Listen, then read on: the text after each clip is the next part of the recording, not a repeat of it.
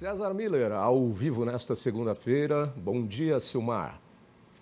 Muito bom dia, Otávio. Bom dia a todos os nossos telespectadores. Uma boa semana para todo mundo. Ótima semana também para você e todos que nos assistem.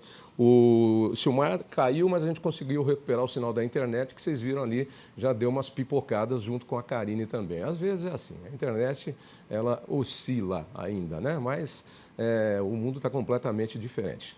E como é que andam as nossas cotações nesse início de semana, Silmar? Tavinha, a semana começa de muito mau humor aqui em todos os mercados, começando pelo petróleo. Petróleo desabando agora mais de 5% dos mercados internacionais, bolsas de valores na Ásia despencando também, bolsa de Xangai, sobretudo, com a queda, já fechou com a queda de mais de 5%. O que está acontecendo, Tavinha, é uma preocupação nova aqui, nem tão nova, na verdade, preocupação redobrada agora com a questão dos lockdowns na China por conta do avanço da Covid.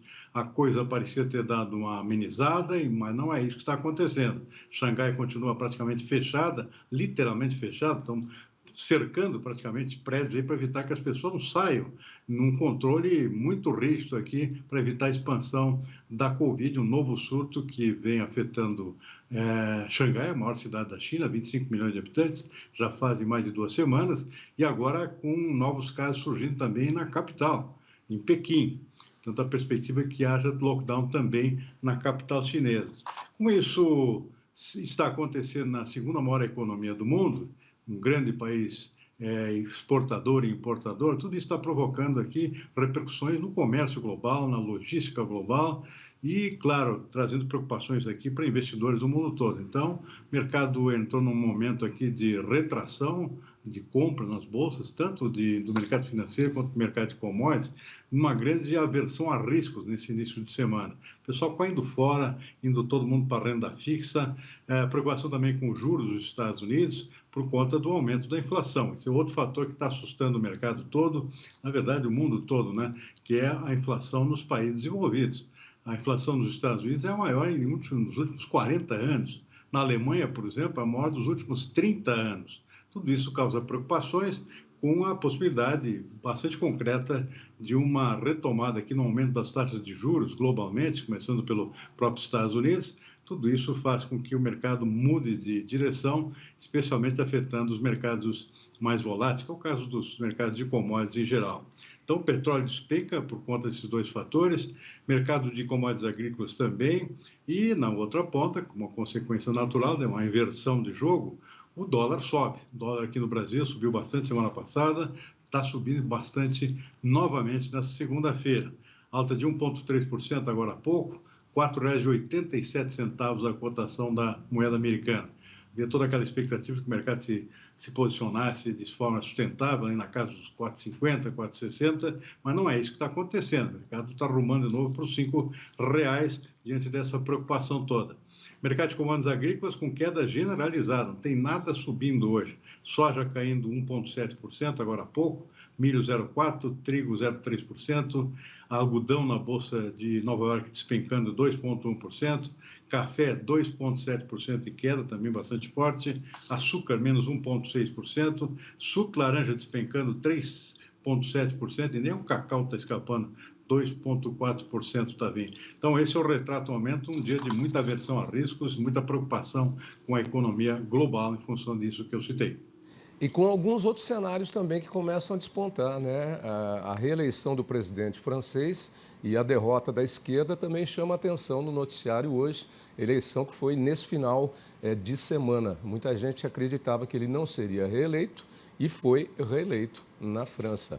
Com a Rússia intensificando os ataques a estações de trem na Ucrânia, com os Estados Unidos avisando que vão retomar a volta dos seus diplomatas para Kiev, a capital da Ucrânia, que significa mais ou menos que uma situação aí de conformidade, já entendendo aí que parece que a Rússia vai mesmo para o domínio total da Ucrânia. Enfim, são cenários novos e, por exemplo, eu estava vendo aqui na subida do elevador, nessas televisões aí que informam notícias nos elevadores, acabou de sair uma previsão do governo alemão, tirando a previsão de 3,3% de inflação para este ano e passando para 6,1%, que já é um pouco menos do que a inflação que vive também os Estados Unidos. Portanto, Os países que nunca viveram problemas como nós de inflação estão aí convivendo com esse drama, essa doença terrível que é a inflação e que penaliza sempre aqueles que são os mais necessitados, né? Então, é uma coisa do mundo. O professor Dumas até analisou aqui essa questão dos contêineres e o reflexo disso. E, coincidentemente, essa semana eu estava almoçando com algumas pessoas que importam muita coisa, né? Inclusive com alguns que são sócios, donos de redes de supermercado e tal. Então, é um problema seríssimo esse negócio de contêiner. Você não consegue mandar e não consegue trazer, né? E aí é geral. Por exemplo, você comentou aí sobre o lockdown em Xangai. 1/3 da mercadoria que está no porto de Xangai está parada e não sai de lá. E aí não estamos falando só de componente eletrônico, remédio, matéria-prima para fazer, tudo. A China hoje é o grande. Isso vai ocasionando uma inflação. Aí falta peça de reposição, você quebra o seu celular, não tem. O seu carro quebra um componente eletrônico e fica encostado lá porque não tem. Inclusive, tem muita gente antecipando, eles estavam me contando, antecipando importações, porque já sabe que tinha, assim, uma meta prevista e uma regularidade, um sequenciamento. Traz um contêiner, já está pedindo 2, 3, porque sabe que não vai chegar. Então, está antecipando compras, o que, na verdade, acaba provocando um congestionamento maior ainda, porque já não tem para entregar o que precisa. Que situação, hein? Que situação. A situação na China é bastante preocupante, porque é, de certa forma, surpreendente. Ninguém esperava que isso fosse acontecer em 2022. Né? Havia toda uma expectativa positiva, com o avanço da vacinação no mundo todo, uma queda bastante clara nos índices de infestação pela Covid, e agora vem essa retomada aqui da contaminação na China, que é uma economia extremamente importante para o mundo todo, e tudo parece voltar a estaca zero, inclusive a questão dos contêineres, né, que tende a se agravar em função desses lockdowns, de todo o atraso que está acontecendo nos portos chineses, especialmente Xangai, lá, que é a região portuária mais importante da China. Por lá que sai a maior parte dos produtos que a China exporta e a maior parte dos produtos que ela importa, inclusive aqui do Brasil, né, os produtos alimentares, inclusive esses que são transportados por container, via containers, que é o caso de carnes, por exemplo. Né? A China é nosso maior cliente na área de carnes em geral, e aí carnes empacadas, gera todo um novo problema aqui para as exportações brasileiras num ano que se esperava fosse melhor do que os 2 últimos que a gente viveu, né, Tavinho? E o container, ele usa aquele provérbio antigo, lembra quando a gente empresta alguma coisa, aquele provérbio antigo, 2 vezes, vai e volta. A filosofia do container é essa, ele vai e volta.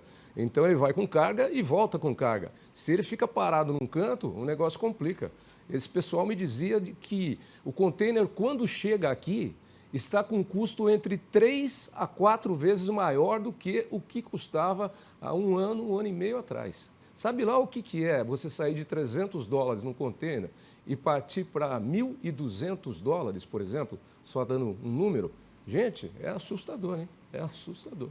E tudo isso é inflacionário, né, Tavinho? Por isso que se explica esse salto da inflação em países desenvolvidos, como é o caso dos Estados Unidos e da Alemanha, que citados aí como exemplo, né?